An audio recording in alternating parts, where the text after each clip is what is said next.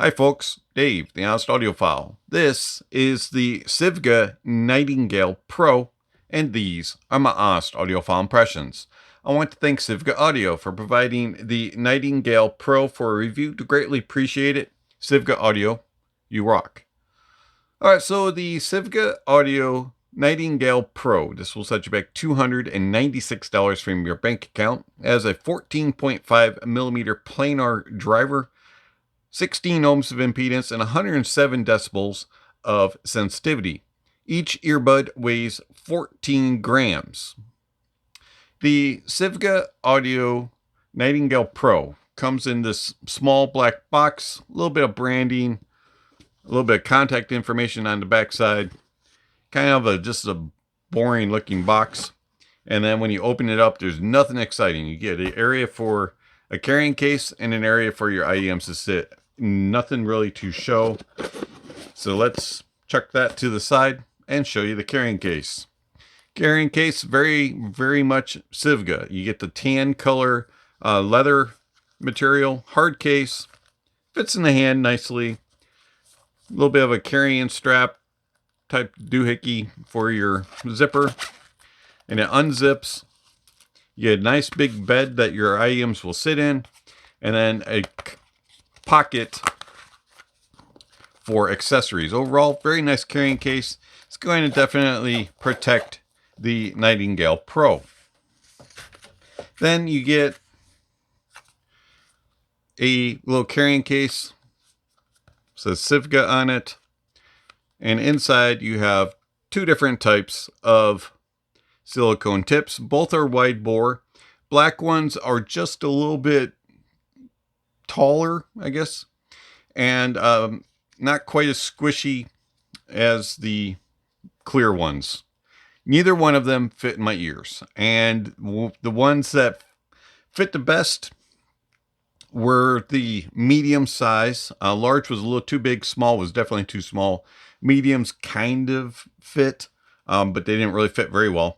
But the problem with it was that the tips just didn't help the sound. In fact, it made it worse. I found that the tips tended to be very thin sounding, very bright and vivid. And then we'll talk more about tips, but I went with foam tips. And that is because it added a little bit of warmth, a little bit more body. They were less bright and vivid.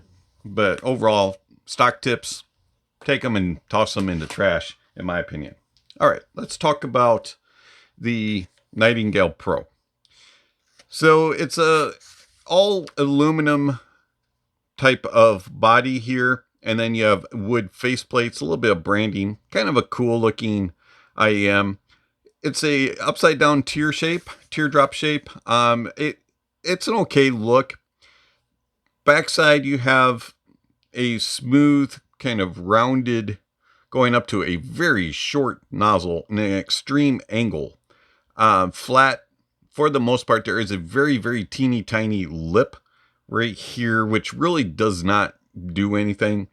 Overall, I find these to be an odd shape. They do not fit in the ears very well because of the way that the angle of the cable comes in, and it's a 2-pin connection.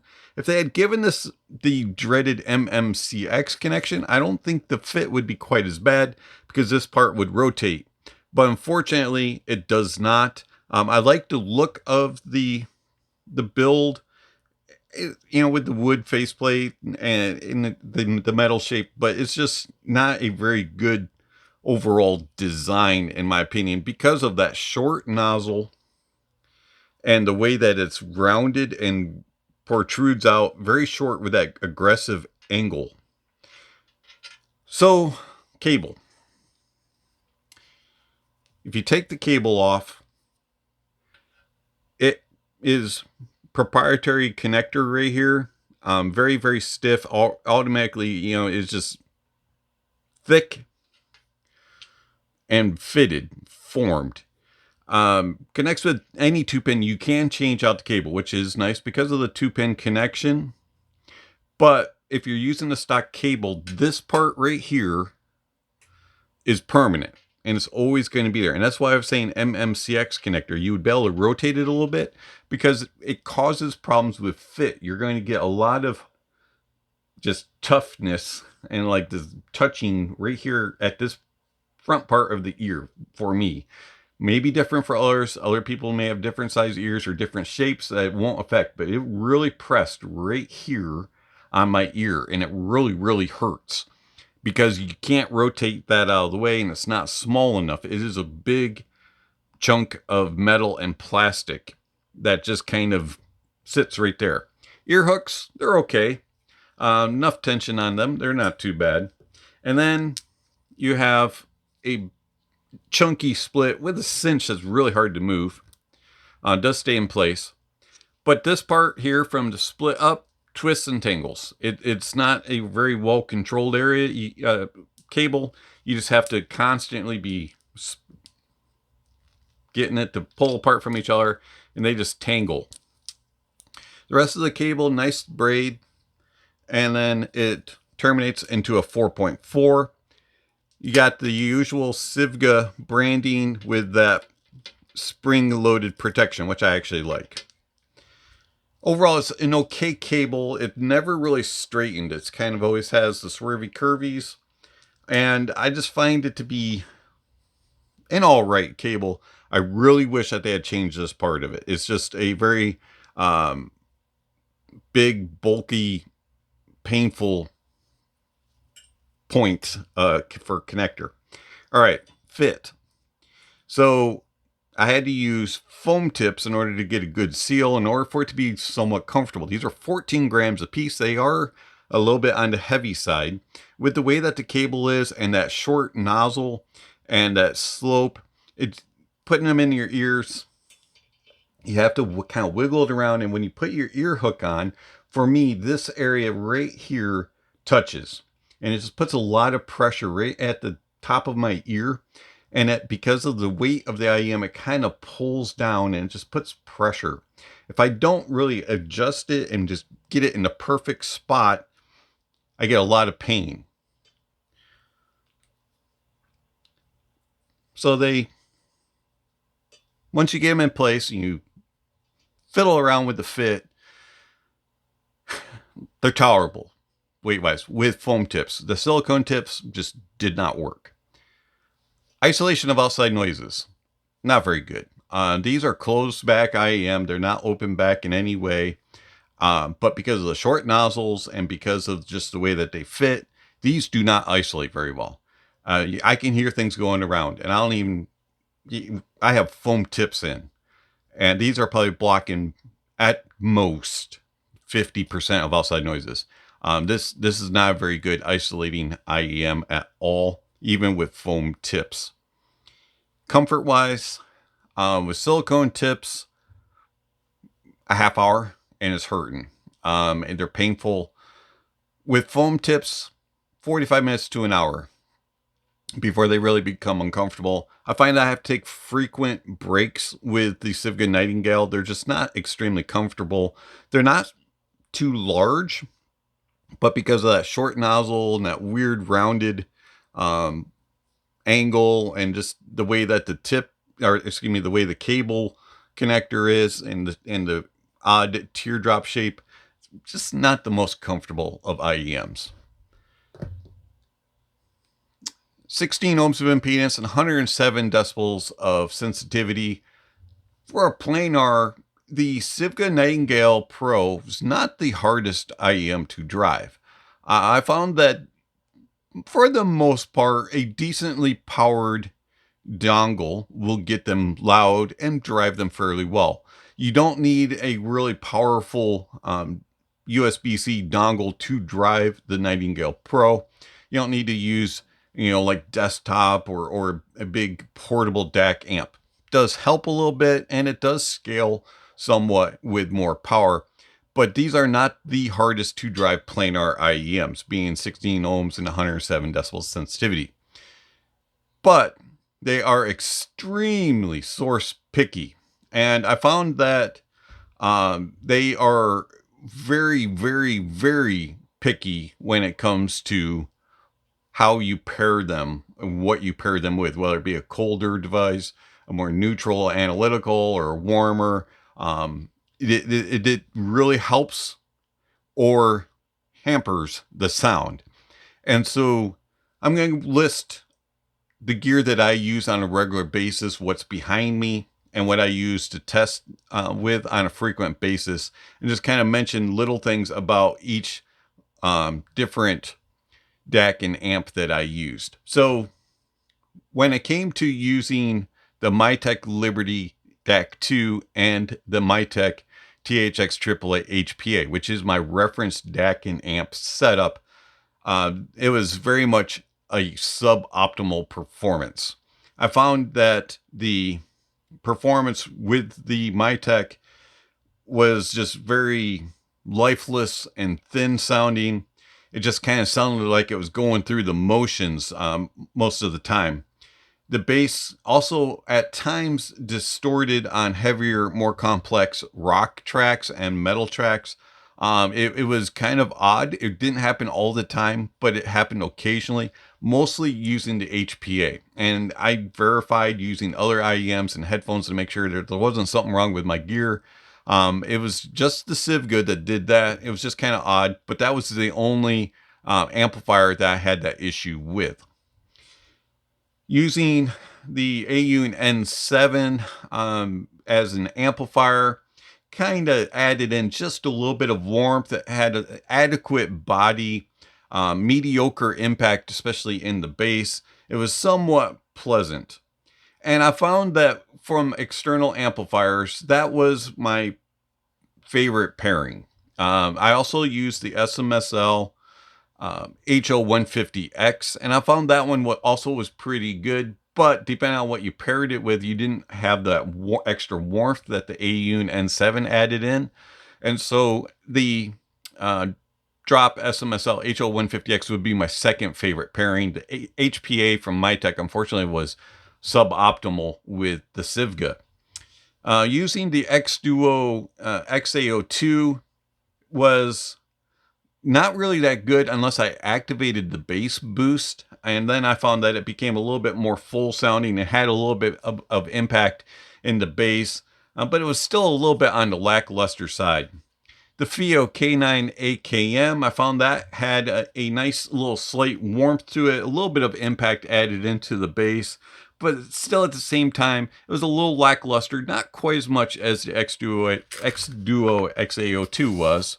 Then I found that using the FIO K19, that also was adequate. It was lacking impact, and the sub bass rumble really wasn't there at all.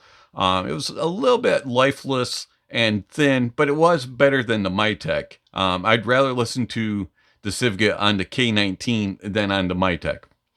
The Burson Playmate 3 was an odd one. So the Burson Playmate 3, I only had to go volume number 1, and it was loud. It sounded good, but it was way too loud. You had, if you adjusted the volume any, it just immediately was just blasting way too loud.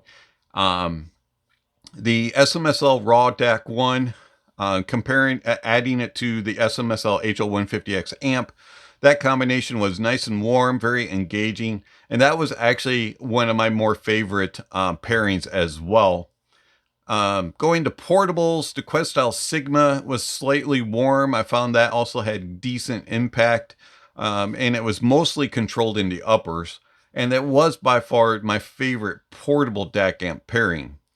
Using the SMSL DS20, that one sounded very thin. It lacked bass impact.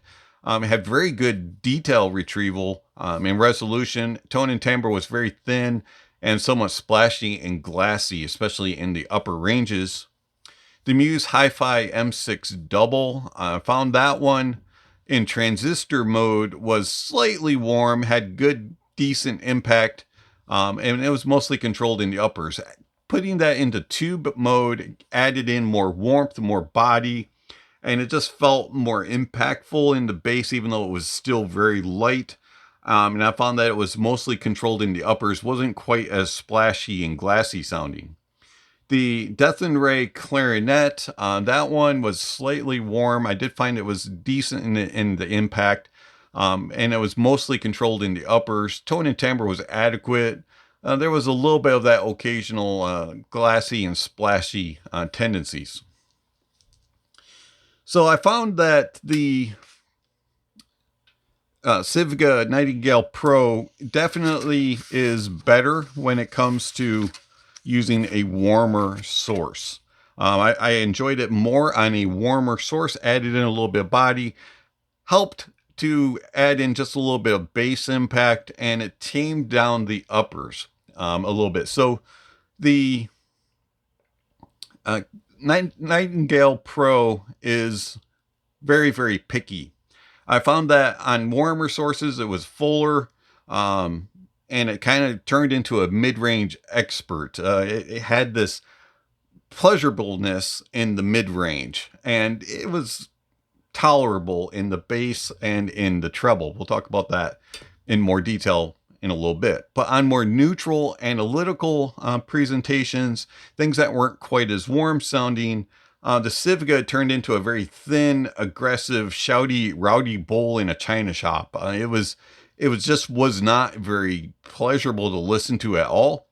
You got all the details, and you got all the, a lot of forthrightness, and it was good technical wise, but it just was not pleasurable to listen to.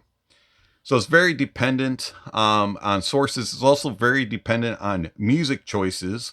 And I found that if you listen to music that is not very well mastered and mixed, the Nightingale Pro is definitely going to let you know that, and especially depending on what source you're using.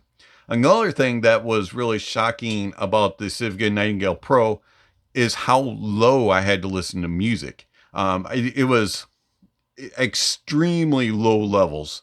It going to moderate to higher levels, it became a raging bull, and it was just unpleasurable. But keeping them on the lower end of my listening comfort zone or less, the Nightingale Pro was somewhat listenable. And I listened between 65 and 75 dB. Now let's talk about tips real quick. So the tips that I chose to use are foam tips, and I'm using the Comply VP 500s. I also didn't mind the Sonic foam tips. I found that those helped with comfort, and I also found that the foam tips just helped to overcome the thinner, brighter, more vivid presentation, and just added a little bit of warmth, a little bit of body, and it just lessened that bright vividness. Silicone tips, if I were to choose one and use one, it would be the Divinus Prism. I found that those did a little something to give a little extra body, and it also helped tame the uppers just a little bit, but it was still a little too sparkly, a little too energetic, and a little too vivid for me. I preferred foam tips. But if I were to use a silicone tip, it would be the Divinus Prism. But with the foams, which is my choice, it was the Comply VP 500s. So, the Sivga Nightingale Pro. How does it sound? So the Sivga Nightingale Pro is a far cry from neutral and natural. And let me explain that. The bass of the Sivga Nightingale Pro is very much upper bass prominent and very lackluster in the mid bass and severely lackluster in the sub bass. There's a big significant roll off in the bass. So you have a bloated upper bass and lower mid range. 250 hertz to 1 kilohertz is too full. There's a rotundness to that area, and it's too fat. It gets bloated very easily, and it just sounds like it's overly full and bloated, and it feels sluggish. But as soon as you get below 250 hertz, it drops significantly in the mid bass and going into the sub bass. So from 200 hertz and below, there's really not much bass there at all. There's no bass texture. You do not get any sort of texture in the bass. It is a very lackluster bass. The body of the main bass, the mid bass, and this is just gone. There's just no body. It's very, very thin. So you have that little section of upper bass and lower mid range where it all kind of comes together and it's a little bit fat and bloated. But then the mid bass and sub bass, there's nothing there. It is very, very thin. The bass is lifeless. It's just a bunch of details. There's no emotion, no energy. It's just kind of ho hum. Here's your details and a little bit of There's not any rumble, grumble. It's just kind of like ho Okay, there's your bass. Here's your details. Enjoy nitpicking the bass. But there's just nothing to really engage. There's no, even when you are able to put it on a source that has a bass boost, or there's a some warmth to it and a little bit of body, it just really never drives home. It just is kind of like here we go. It's a very boring bass. There was not a moment where I tapped my toes because of the bass. The mids are forward and they're shouty, especially about 1.5K to 3K. There's a significant rise there. And then from 5K to 8K, the presence region, whether you want to call that upper mids or lower treble or the presence region, whatever you want to call that, that area there is significantly dipped. And that just adds in a very strange, odd reverb and a hollowness. It just sounds very dull in the area. And the mids become you get a lot of forwardness in 1.5K to 3K. And they have nice energy and there's a good amount of tone and timbre. And you get a little bit of emotion, a little bit of connection there in the mids. So, instruments sound good, vocalists sound good, and there's like a spotlight and you got the highlights going on right there in the mid range. But when you get into the uppers and you start to go into the lower treble regions and that area where the presence region is from 5K to 8K, it drops off. And you just get this weird reverby hollowness sounding, and it sounds a little bit dull, can get a little bit tinny sounding, and it just throws off the instruments and the vocalists in that upper ranges. So if you're listening to instruments that are higher reaching, brass instruments, woodwinds, some strings, they just don't sound natural. They get this weird thinness going on in that area. And then the treble. 8.5K to 9K, there's a big, huge spike. And that gets accentuated and exacerbated by that dip that precedes it in the presence region from about 5K to 8K. And so it just, you go from the dullness and the thinness and the hollowness to, oh, here you go. Here's your treble. And it's very forthright. It's very engaging, very aggressive, and it's very hot. And then there's another dip. And it dips out from 9K to about 12K. And it just brings back that weird hollowness and dullness. And so you get all the details being forced at you and all that lower treble and that hotness region. And then it's kind of gone again, a little bit more mellow, dull. And then you're back again with yet another spike from about 13K and a little bit past that. And so you get this airy, kind of forced, overly enhanced, boosted, airy region. And it just kind of adds this shimmer and glassiness to the upper treble regions. And so the treble is very, very spiky and peaky and uneven, and it just doesn't play along with the mid range very well. And it doesn't play very well with the lackluster bass. So you get a lot of the upper mids in that 1.5 to 3K region, and then you get that burst of 8.5K to 9K. Just, oh, here you go. Here's your details and a little forthright presentation. And then you get that weird airiness, and those gaps in between just throw off that whole thing, and it just doesn't sound cohesive and balanced and even. It just sounds like a big hot mess, and it's just very painful to the ears if you're sensitive. And if you're somebody who really likes good, clean, precise treble, it's not that. Soundstage of the Sivga Nightingale Pro is good. You have a nice a nice width to it. Does a good job with small, medium, large, and even getting into that grand size of things. It does a really good job of portraying differences in the venues that you're at, and you can really kind of go, this sounds like it should be. You know, I'm in a little arena. I'm in a cozy studio. I'm in a large stadium. You can hear the differences in placement. And then it does a good job with its imaging. Also, you can really track things across the stage from side to side. It exits and enters very well. You're not going to lose anything. It's all there. It's also very precise in its placement. You can lock on and follow things across. It's right there. And you can pinpoint things. Does a good job with depth. There's nice depth to the Nightingale Pro.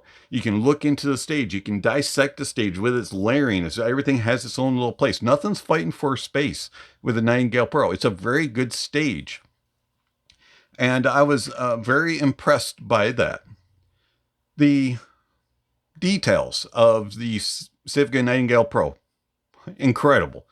You're not going to miss anything. In fact, you're probably going to be able to nitpick a track very well, and you're going to definitely know if your track is not very well mixed or mastered. It's definitely going to allow you to pull every little detail. Sometimes things you don't need to hear. Something you don't want to hear. It's there. You're going to hear it all. It's not going. There's no detail left behind. And then it does a good job with the resolution for the most part, other than that little bit in the uppers and the upper mid range and in the treble where it gets somewhat shimmery and a little bit splashy and glassy. That's really, really heard with silicone tips. Using foam tips, it's not as bad, but it's definitely noticeable in the uppers. But for the most part, the resolution is pretty refined, defined, and focused. Tone and timbre is pretty good. I found that for the most part, the tone and timbre is what you would expect from a planar IEM. But there's one problem with it. It's extremely thin. And so it just doesn't really sound natural, especially in the bass and lower mid-range regions. The lower mid-range had a little bit more fullness to it, but the upper bass going backwards, it's just very thin. It doesn't sound quite as natural. And then where its uppers are peaked and elevated, it gets a little bit on the tinny metallic side. But for the most part, it's pretty good with its tone and timbre for a planar. So the Sivga Nightingale Pro. It reminds me of an older generation planar that struggled with warmth, struggled with body, naturalism, and it had the mids were very forward, aggressive, and forthright, and presenting all the details with surgical resolution. It just wasn't the most pleasant to listen to, and that's the way the Sivga Nightingale is. How does it compare to a few of those classic planar IEMs? I have 3 of them that I want to just briefly talk about. First of all, the original LetShuoer S12. Now the S12 is more forward in its mid-range, and it has a more, a bit of a forthrightness, aggressiveness to its presentation, but it has more bass and it has more body and it has a little bit more warmth to it. Even though it is a little bit more forthright and a little bit more energetic in its presentation, and the treble is better controlled. Soundstage wise, they're very similar in width, depth, and layering. Details, I would say the S12 is on par, maybe slightly better than the Nightingale. And resolution wise, they're very good and very similar. I would take an S12 over it. Even though it's more forward sounding, it sounds more cohesive, and the treble is better controlled and it doesn't hurt my ears as much, at least when I use foam tips with the S12. Another IEM that I don't listen to a whole lot, but it was an interesting listen when it came out, and I didn't truly enjoy it all the time, but it's an okay IEM, and that is the Tangzu Zetian Wu. And the Zetian Wu definitely has more bass. It is a warmer sound signature. And it's a more fun listen than the Nightingale Pro, but it's going to pack a punch in the bass. If you want a bassy planar, the Zetian Wu. But the Zetian Wu is also more cohesive sounding. It's just more engaging and more pleasurable to listen to. And it just has a little bit better tone and timbre. And even though it's not the most detailed and resolving of IEMs, the Zetian Wu I would definitely take over a Nightingale Pro. It's just more fun to listen to. And then we have the Tin Hifi P1 Max. Now, the P1 Max is a lot cheaper. Now you get this really cheap. P1 Max, plastic build, cable is okay. But sound-wise, the P1 Max is neutral and it's natural. The P1 Max has better bass. It has body to it. And it has impact, punch, and slam. It has a more accurate tone and timbre, and it's more even and cohesive, and you have a more control in the uppers than you do on the Nightingale Pro. Soundstage wise, the P1 Max isn't as wide, and it doesn't quite have as much depth and as much layering as the Nightingale Pro does, and it's maybe not as detailed, and it's not quite as good at resolution, but it definitely is more neutral and natural. The P1 Max is starting to show its age just a little bit, but I definitely would take it over a Nightingale Pro. Why? Because it has better tone and timbre and just sounds more natural, and it's neutral. So, the Sivga Nightingale Pro, who's it for? The Sivga Nightingale Pro is an IEM for those who like to tweak with tips and sources and maybe a cable, and who don't mind a shallow fit. It's also for those who like to nitpick each and every track, all the minute nuances, every single little detail. You want to pick it apart, and you're not looking for naturalism. You're not really looking for that pleasurable side of music. You just want to nitpick it apart. Who is the Sivga Nightingale Pro not for? That it is not for those who want a deep, detailed, impactful bass. It's not for those who want a balanced, cohesive presentation. It's not for those who are seeking an excellent detail retrieval and resolution and accurate tone and timbre. It's an odd one, and it's not for me. It may be for you, but it definitely is not for me. It's been Dave, the Honest Audiophile. Thank you for watching, and I'll catch you on next video. Speaking of next video, somewhere on screen is subscription links and notification bells. If you haven't already, please check those off. Don't forget to give a thumbs up or a thumbs down to the video, and check out all the links down below. There's all kinds of information regarding how you contact channel, follow the channel, support channel. Speaking of supporting channel, I want to thank my supporters through YouTube memberships and one-time gifts. Thank you very much for all that you give to the channel. It's much appreciated. If you're interested in supporting the channel, please check out the links. Don't forget to hit the notification bell, and also to Check out all the other links down below. There's all kinds of information down there. Gear rankings, music rankings, and music recommendations, gear rankings, all that kind of stuff is listed down below. And lastly, don't forget to enjoy the music and that honesty is the best policy.